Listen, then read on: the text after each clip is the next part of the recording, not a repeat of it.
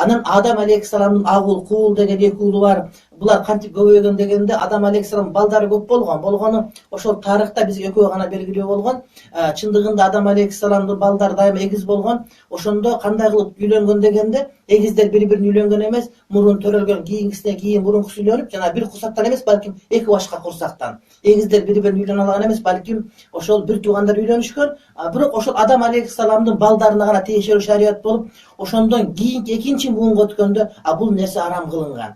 Анан азыр интернет булактарында, башкаларда муну динден такыр эле тиешеси жок адамдар, мисалы үчүн шариятта биз арак ичсе болбойт десек арак ичип жүргөндөр, шариятта арам жесе болбойт десек арам жеп жүргөндөр, шариятта жолук кийсин десек жолук эмес, керек болсо ыштан кийбеген аялдар, айтор ушуга окшогондор чыгып алып, Чубак ажынын сөзүн талкуулап, бир туугандын балдары үйлөнсө болбойт деп. Чындыгында бир туугандын балдары үйлөнгөн биздин салтыбызда деле бар. Мисалы үчүн бир тууган бөлөлөр, эже сиңдинин балдары бири-бирине үйлөнгөндөр, булар дагы бир туугандын балдары. Ошондой эле кээде бир тууган таяке жээндер, бир тууган таякесинин кызы, бир тууган таяжесинин кызын алгандар бар. Булар дагы ошол эки бир туугандын балдары. Ал эми шариятыбызда эркек эки бир туугандын балдары үйлөнсө, буга жактырылбайт чындыгында. Бирок эгерде ошол минималдуу үйлөнгөнү шарт. Болуптур, эми ошол салтыбызды колдоп аткан биз кыргыздын салтын колдойбуз. Аны биз жактырбайбыз. Бирок кайсыл чектен баштап нары жака үйлөнсө болот, кайсыл чектен бери жака үйлөнсө болбойт деген так бир чек жок. Ошол чектин акыркы чеги мына ошол эки бир туугандын балдары деген маани урматтуу бир тууганы. Бирок биз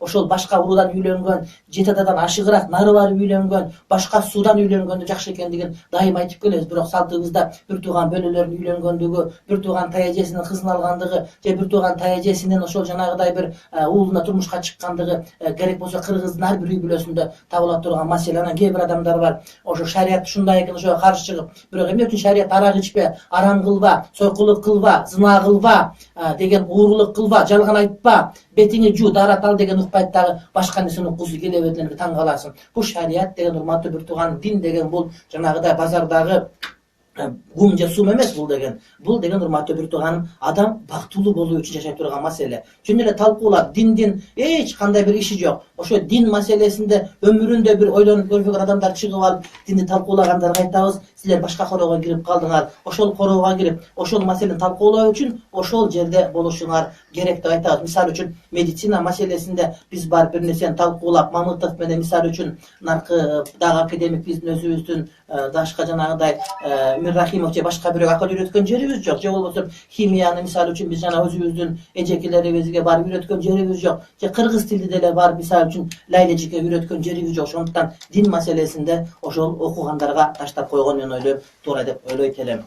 Сөз чынынан бузулбайт, урматтуу бир тууганым. Анан жанагыдай оозу кыйшык болсо да байдын уулу сүйлөсүн деп эле микрофон тийип калса эле сүйлөй бергендерге айтарбыз. Ар бир айта турган сөзгө эсеп кысап келет. Мына 2017 бүткөндөй эле, 2016 бүткөндөй эле сенин дагы менин дагы өмүрүм бүтөт. Өмүр бүткөн жерде бардыгыбыз суроого жооп беребиз. Демек ар бир айткан сөзүңө жооп бере турган болушуң керек. Ага чейин дагы Кудай Таалам өзү жазалап коюшу толук түрдө мүмкүн. Кудай Таалам шерменде кылбасын.